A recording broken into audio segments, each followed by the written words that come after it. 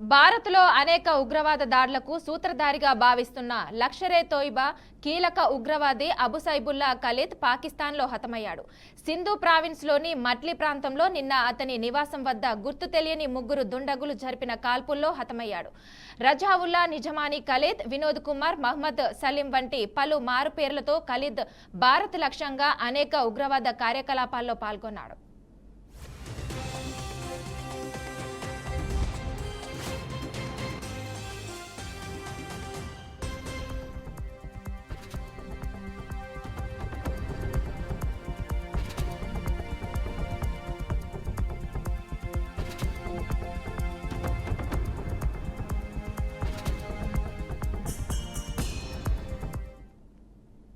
రెండు 2006లో నాగ్పూర్లోని ఆర్ఎస్ఎస్ ప్రధాన కార్యాలయంపై జరిగిన ఉగ్రదాడికి ఖలీద్ ప్రధాన సూత్రధారి.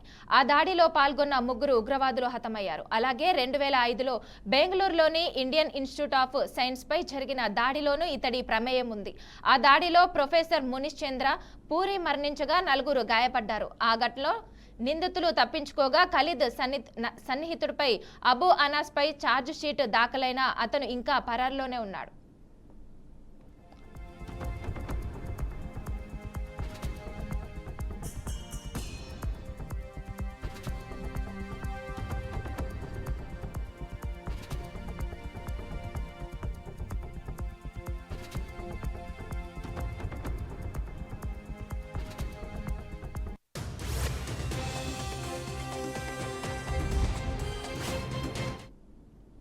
ఇంతేకాకుండా 2008లో ఉత్తరప్రదేశ్లోని రాంపూర్లో సిఆర్పీఎఫ్ క్యాంపుపై జరిగిన ఉగ్రదాడి వెనుక కూడా ఖలీద్ ఉన్నాడు.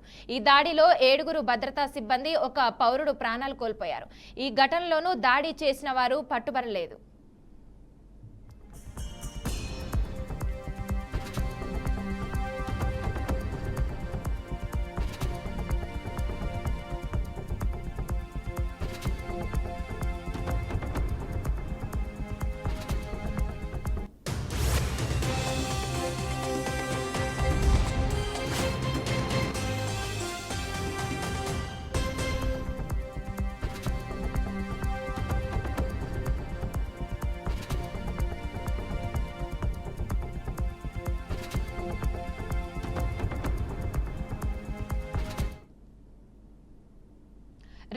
సంవత్సరం మధ్యకాలం నుంచి ఖలీద్ నేపాల్ కేంద్రంగా లష్కరే కార్యకలాపాలను నడిపించినట్లు తెలుస్తుంది. అక్కడి నుంచి ఉగ్రవాదుల నియామకాలు, ఆర్థిక వ్యవహారాలు, లాజిస్టిక్స్, ఇండో నేపాల్ సరిహద్దు ద్వారా ఉగ్రవాదులు తరలింపు వంటి కార్యకలాపాలను పర్యవేక్షించారు.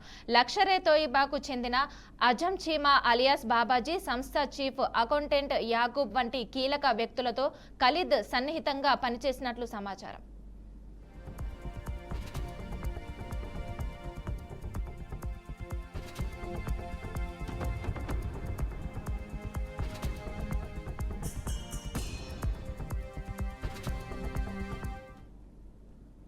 భారతీయ ఏజెన్సీలు నేపాల్లోని లష్కరే నెట్వర్క్ను ఛేదించడంతో ఖలీద్ పాకిస్తాన్కు మకాం మార్చాడు. అక్కడి నుంచి కూడా లష్కరే తోయిబా, జమాత్ ఉత్-దావా ఉగ్రనాయకులైన యూసఫ్ ముజమ్మిల్, ఇక్టార్ హష్మి, మహ్మద్ యూసఫ్ తైబిలతో సమన్వయం చేసుకుంటూ తన కార్యకలాపాలు కొనసాగించాడు.